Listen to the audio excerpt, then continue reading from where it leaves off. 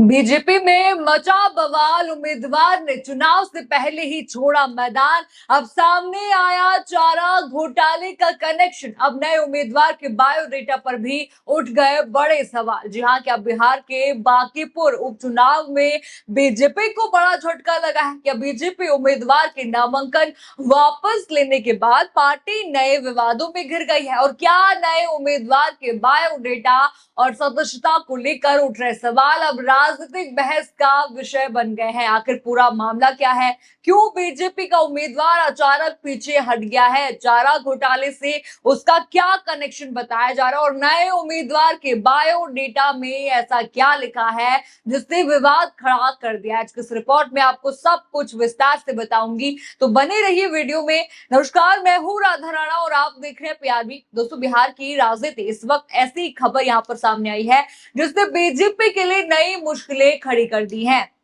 जिस उम्मीदवार को बीजेपी ने मैदान में यहाँ पर उतारा है, वो चुनाव शुरू होने से पहले ही मैदान छोड़ गया। इसके बाद जो खुलासे होने लगे, उन्होंने सियासी गलियारों में हलचल मचा दी और अब नए उम्मीदवार के बायोडेटा पर भी सवाल उठ रहे हैं, जिसका जवाब बीजेपी के लिए देना आसान फिलहाल नहीं लग रहा है। चलिए शुरुआत करते हैं आज की सबसे बड़ी हेडलाइन से।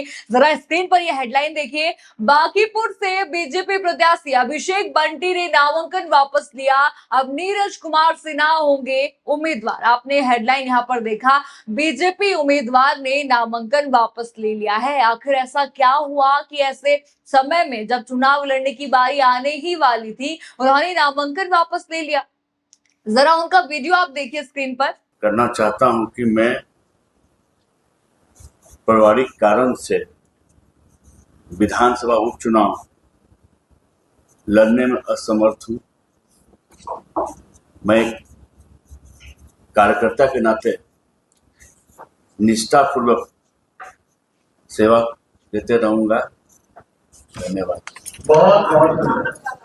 देखा आपने उनका वीडियो। उन्होंने साफ कहा, मैं पारिवारिक कारणों के कारण विधानसभा उपचुनाव में बांकीपुर विधानसभा से चुनाव लड़ने से असमर्थ हूं। ये वो कहते हैं वीडियो में, आपने साफ साफ वहां पर सुना होगा। यानी कि यहाँ उन्होंने पारिवारिक कारणों का हवाला देकर चुनाव लड़ने से इनकार कर दिया है। लेकिन दोस्तों जरा सोचिए, यहीं से मामला और भी दिलचस्प हो जाता है, क्योंकि उनके हटते ही बीजेपी किसे उम्मीदवार बनाती है नीरज कुमार सिन्हा को। उन्हें नया उम्मीदवार यहाँ पर वो खड़ा करती है। जरा नए उम्मीदवार का वीडियो भी आप देख लीजिए, काफी दिलचस्प ये वीडियो है। देखिए आप वीडियो। पोजीशन बोल रहा है कि अब तो बीजेपी पहले ही हार गई सब कैंडिडेट। अरे वो ड्रामेबाज पार्टी है, वो हमेशा इस तरह से बोलते।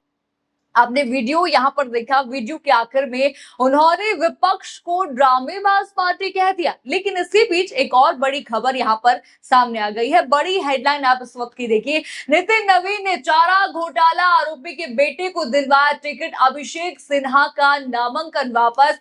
एफिडेविट में बातें छिपाई। आपने दैनिक भास्कर की ये हेडलाइन यहाँ पर देखी।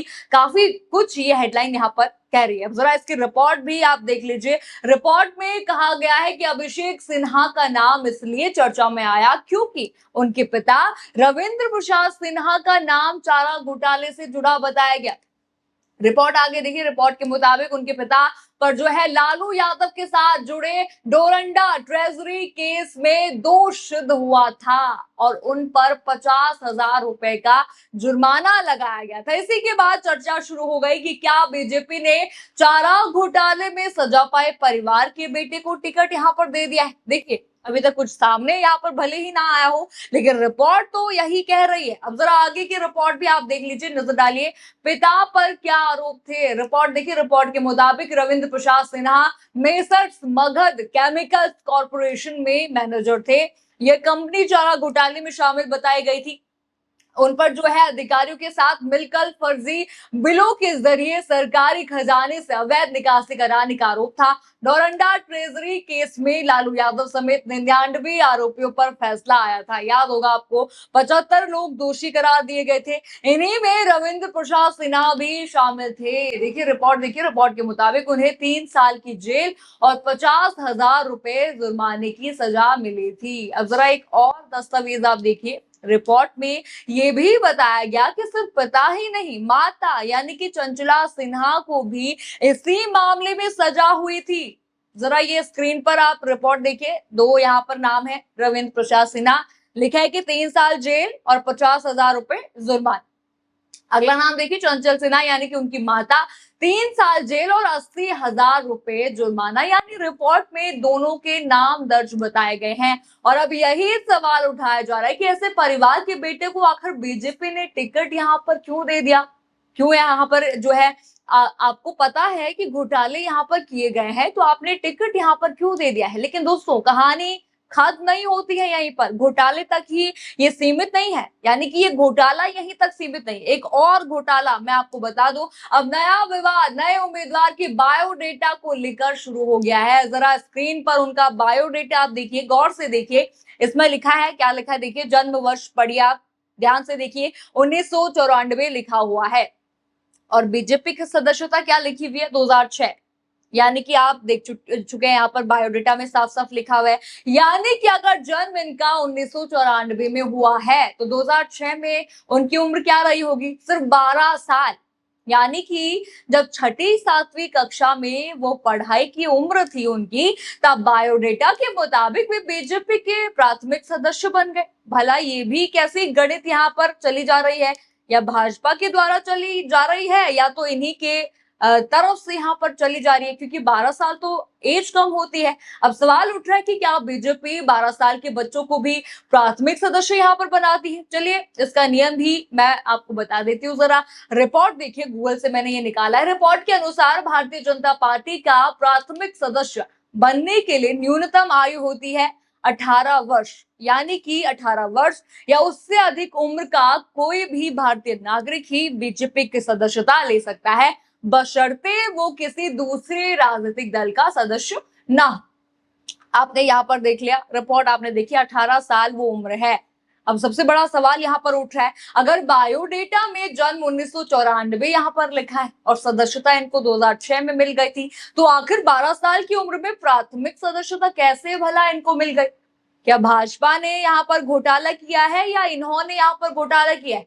क्या बायोडेटा में यहाँ पर गलती है, या फिर कहीं और कोई चूक यहाँ पर हुई है? ये सवाल अब सोशल मीडिया पर भी तेजी से एक के बाद एक उठ ही रहा है, क्योंकि देखिए 2 घोटाले सामने आया है। एक तो बायोडेटा आपने देखा, जब 18 साल उम्र है भाजपा में ज्वाइन करने की, तो इन्होंने 12 साल की उम्र में जब पढ़ते हैं, बच्चों को होश हवास भी नहीं होता, तब इन्होंने कैसे ज्वाइन कर लिया। और दूसरा, इनका नाम घोटाले में भी आता है, इनके पिता का नाम है, उसमें माता का नाम है, घोटाले में आ रहा है, यानी कि घोटाला जिनसे किया गया है उनका नाम है, और उन्हीं को यहाँ पर चुनाव में उतारा जा रहा है। फिलहाल देखिए, बीजेपी ने बांकीपुर सीट पर उम्मीदवार बदल दिया है, लेकिन उम्मीदवार बदलने के बाद भी विवाद खत्म होता कहीं से भी दिखाई नहीं दे रहा। एक तरफ पुराने उम्मीदवार को लेकर चारा घोटाले की चर्चा है, तो दूसरी तरफ नए उम्मीदवार के बायोडेटा पर सवाल है। यानी चुनाव शुरू होने से पहले ही बीजेपी बैकफुट पर यहाँ पर साफ साफ नजर आ रही है। अब देखना होगा क्या बीजेपी इन सवालों का जवाब देती है, या फिर ये विवाद चुनाव तक और भी बड़ा रूप यहाँ पर ले लेता है। आप इस पूरे मामले पर क्या कहते हैं, हमें कमेंट सेक्शन में अपनी राय जरूर बताइए। खबर आपको पसंद आई हो तो वीडियो को लाइक करें, शेयर करें और चैनल को सब्सक्राइब करना बिल्कुल मत भूलिएगा। और बने रहिए पीआरबी के साथ। धन्यवाद।